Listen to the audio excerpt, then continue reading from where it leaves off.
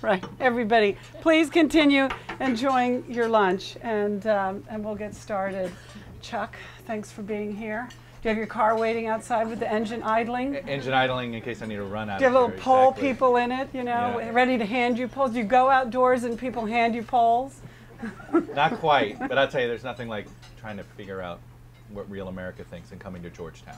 That's it, exactly. A Georgetown salon will tell us how Hey. Sarah Palin is playing in Middle America. But I'm sure you read this too, and if you haven't yet, you will, and everybody else will. A vote for Georgetown and elitism. It turns out Sarah Palin was wearing a $2,500 Valentino outfit at the Republican convention. She had a little help from her new friend, From her new friend. Mrs. McCain. From what we understand. You mean the poor thing has to wear hand-me-downs already? No, no, I didn't say hand me down.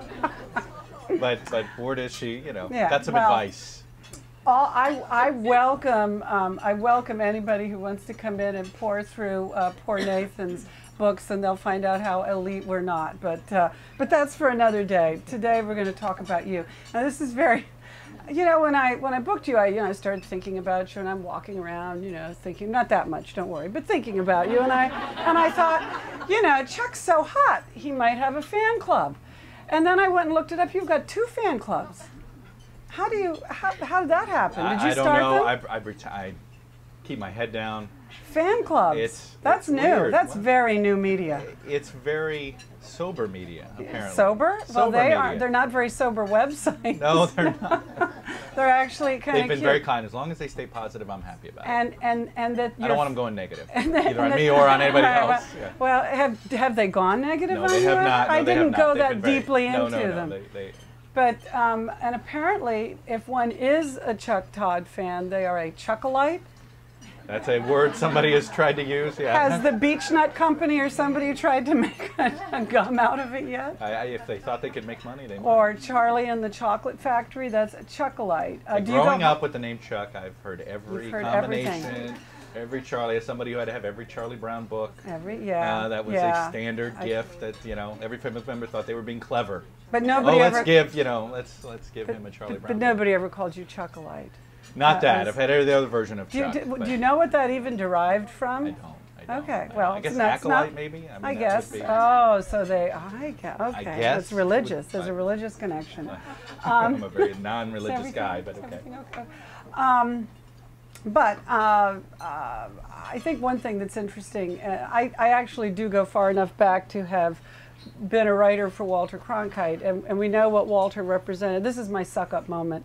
CBS invented the political director position. Did they? Marty and Plisner. There you go. Marty and Plisner. and wasn't CBS was, you know, set the standard. and when I wasn't took this Warren job, Matofsky the and Warren Matofsky and exit polling. Right. The first person I had lunch with after I took this job for advice was Marty Plisner. Marty Plisner? Well, who is still sends me notes. Great. He's having fun with this election. I think he misses being involved. but he can watch you.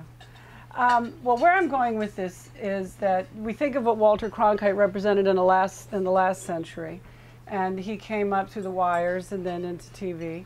You, I don't think, ever worked at a newspaper. No. No, Nope. you came up entirely through. You came up thank you. You came up entirely through new media, Correct. essentially. Yep.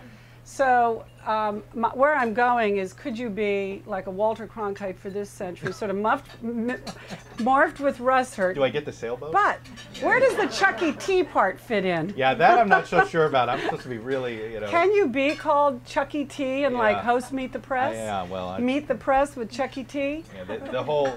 I could kill Scarborough for that. It's Is that where it came total from? Scarborough invention. It And like I sounds- said, as somebody who, whether it was junior high football or whatever, there's something about having 2 short names, Yeah. right? That are 2 first names. Don't trust anybody with 2 first names. That everybody feels like they have to even make shorter. You're like, what do you know?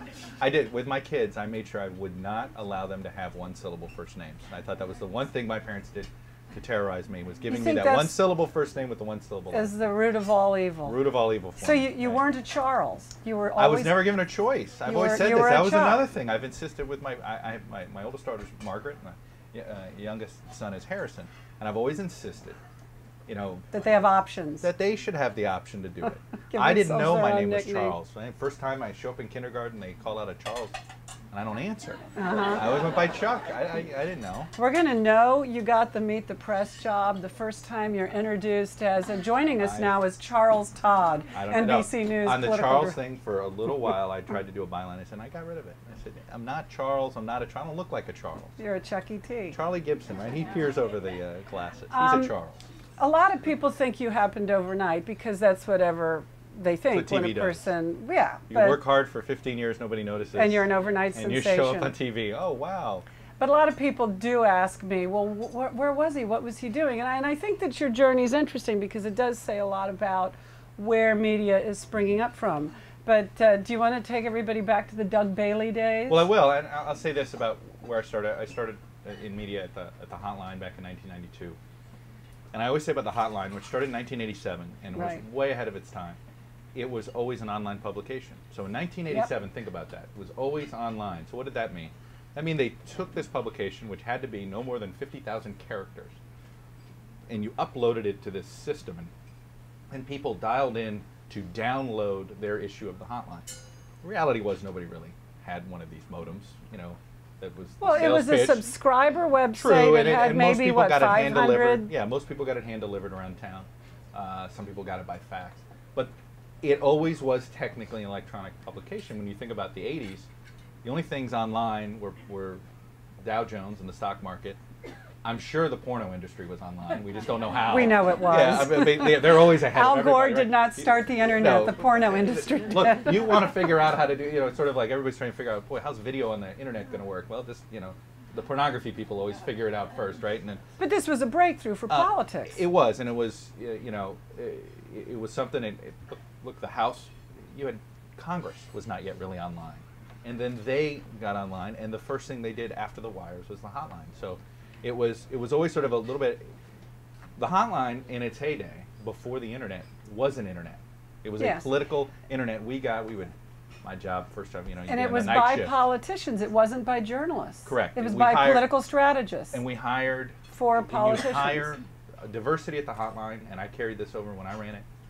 Ideological diversity is, you know, I believed it. I believe you hire people from who practice politics. You know, I wanted a mix in the newsroom. I wanted people who had a journalism background. I wanted people who had a political background. Then I wanted, you can tell on a resume. Did they, you know, I didn't ask them their political leanings, but you want to have an idea, because you wanted to have the newsroom fights, because you wanted the anti-war folks. How many were you?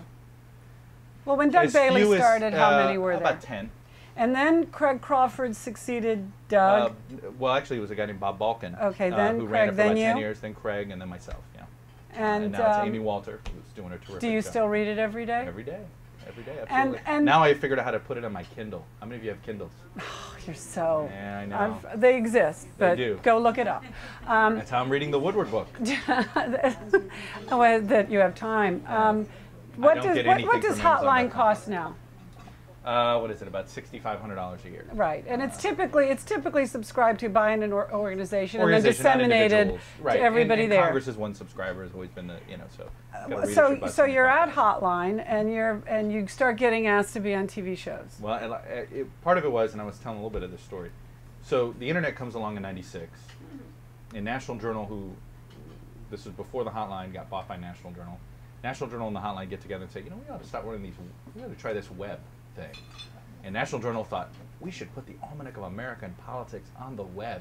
People might want to see that. Which was whose publication? National Journal. Right. And, you know, the Hotline, Doug Bailey thought, you know, we ought to get in on this internet thing before everybody else does. And so they partner up. National Journal decides to buy the Hotline. And then all of a sudden they decide to partner up with this Washington Post, who thought they needed to figure out the internet. ABC.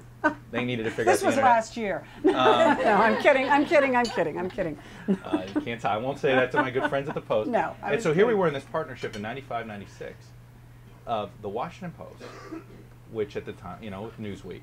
National Journal, at the time owned by Times Mirror, so that also meant the Los Angeles Times, and Hartford Courant, Baltimore Sun, you know, a lot of ABC News. And so we had this mega website on politics. And none of the star reporters at any of those publications wanted to write for the web.